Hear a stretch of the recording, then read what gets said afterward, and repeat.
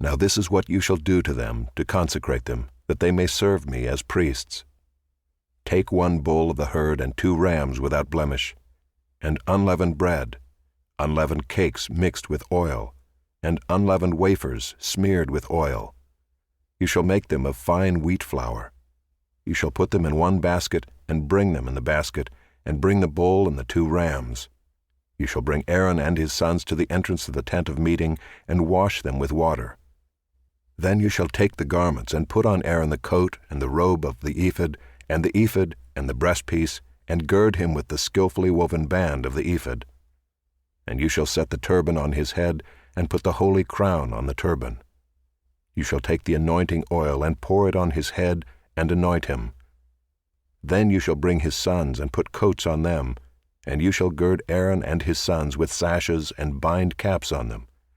And the priesthood shall be theirs by a statute forever. Thus you shall ordain Aaron and his sons. Then you shall bring the bull before the tent of meeting. Aaron and his sons shall lay their hands on the head of the bull. Then you shall kill the bull before the Lord at the entrance of the tent of meeting, and shall take part of the blood of the bull, and put it on the horns of the altar with your finger, and the rest of the blood you shall pour out at the base of the altar. And you shall take all the fat that covers the entrails, and the long lobe of the liver, and the 2 kidneys with the fat that is on them, and burn them on the altar. But the flesh of the bull and its skin and its dung you shall burn with fire outside the camp. It is a sin offering. Then you shall take 1 of the rams, and Aaron and his sons shall lay their hands on the head of the ram, and you shall kill the ram, and shall take its blood and throw it against the sides of the altar. Then you shall cut the ram into pieces, and wash its entrails and its legs, and put them with its pieces and its head, and burn the whole ram on the altar. It is a burnt offering to the Lord. It is a pleasing aroma, a food offering to the Lord. You shall take the other ram, and Aaron and his sons shall lay their hands on the head of the ram. And you shall kill the ram, and take part of its blood, and put it on the tip of the right ear of Aaron, and on the tips of the right ears of his sons, and on the thumbs of their right hands, and on the great toes of their right feet, and throw the rest of the blood against the sides of the altar. Then you shall take part of the blood that is on the altar and of the anointing oil, and sprinkle it on Aaron and his garments, and on his sons garments with him. He and his garments shall be holy, and his sons garments with him. You shall also take the fat from the ram, and the fat tail, and the fat that covers the entrails, and the long lobe of the liver, and the 2 kidneys with the fat that is on them, and the right thigh, for it is a ram of ordination, and 1 loaf of bread, and 1 cake of bread made with oil, and 1 wafer out of the basket of unleavened bread that is before the Lord. You shall put all these on the palms of Aaron, and on the palms of his sons, and wave them for a wave offering before the Lord. Then you shall take them from their hands, and burn them on the altar on top of the burnt offering, as a pleasing aroma before the Lord. It is a food offering to the Lord. You shall take the breast of the ram of Aaron's ordination, and wave it for a wave offering before the Lord, and it shall be your portion. And you shall consecrate the breast of the wave offering that is waved, and the thigh of the priest's portion that is contributed from the ram of ordination, from what was Aaron's and his sons.